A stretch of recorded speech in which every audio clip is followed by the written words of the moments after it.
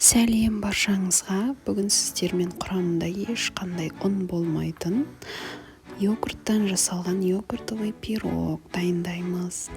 Менің каналыма подписка жасап, лайк басып кетіңіздер. Бізге керегі 4 дана жұмыртқамызды 3 ас қасық шекермен жақсылап тұрып араластырамыз. Оның үстіне 350 грамм йогуртымызды қосып, тағы да жақсылап араластырамыз. Және де соңында 70 грамм кукурузный крахмалымызды қосып, барлығын жақсылап тұрып араластырамыз. Дайын болған массамызды табамызға құйып, алдын ала қыздырылған пешке 180 градусқа 40 минутқа пісіріп аласыздар.